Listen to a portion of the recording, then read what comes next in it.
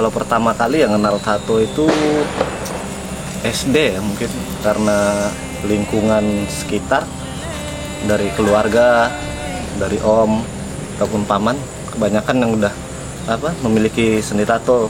SD tertarik, mulai belum tato, awalnya lebih ke gambar sih. Setelah SMA mulai belajar tato. Tato yang pertama belajar menggunakan mesin. Setelah mesin sampai 2012 melanjutkan studi di ISI dan mulai mengenal tato teknik handpoke dan mulai tertarik dengan handpoke.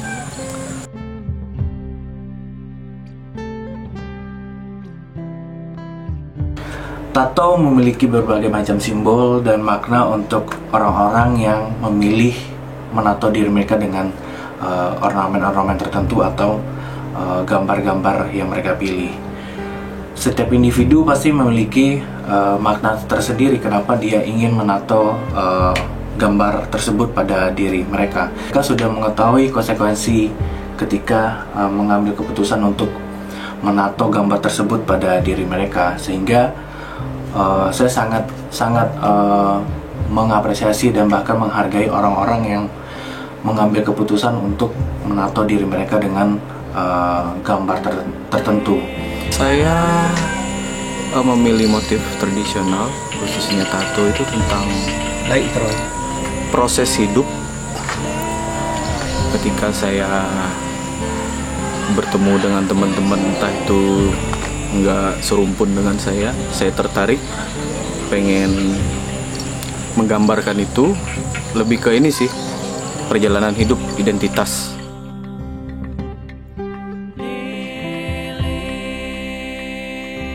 Tato itu ya kalau zaman dulu mungkin dia salah satu juga bagian dari sebuah sejarah. Kalau untukku itu biasanya aku mengikuti pengalamanku, pengalaman hidupku, atau apa sih yang udah aku lalui gitu, apa sih yang udah aku capai. Nah, atau mungkin aku berada di mana tempat situasi. Jadi ibaratnya kayak di mana bumi dipijak, di situ langit dijunjung. Nah, aku meletakkan juga beberapa tato-tato yang memang menciri khaskan bahwa aku di situ, di daerah situ atau di tempat itu.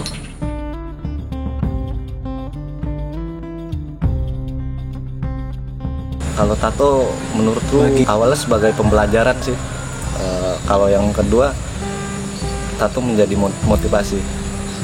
Mungkin salah satunya motivasinya untuk supaya khususnya tato tradisional mulai diangkat kembali. Karena kalau tidak diangkat kembali, tato itu akan hilang sendiri.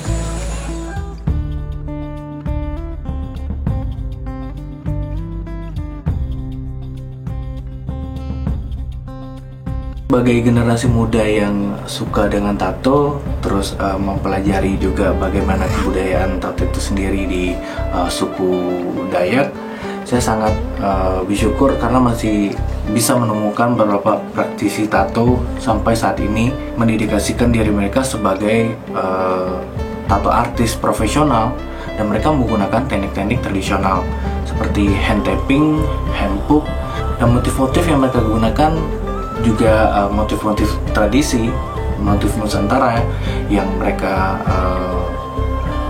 gambar dengan menggunakan teknik tradisional kayak hand tapping dan handpoke.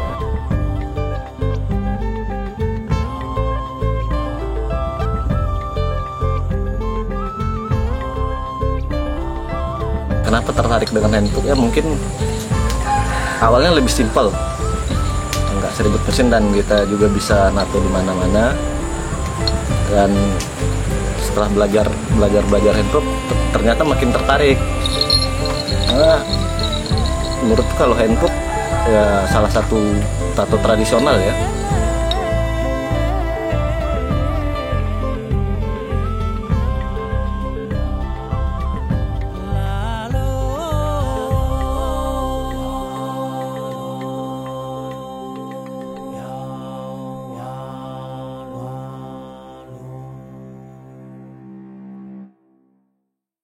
So terima kasih buat teman-teman yang sudah menonton video ini. Dan buat teman-teman yang pengen mentato atau tertarik merasakan bagaimana sensasi ditato dengan cara tradisional, nanti aku akan cantumin linknya di bawah.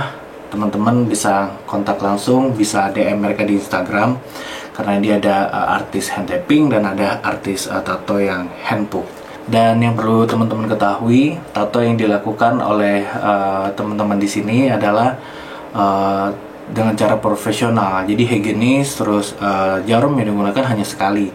Jadi setelah jarum dipakai akan dibuang, sehingga itu sangat aman dilakukan.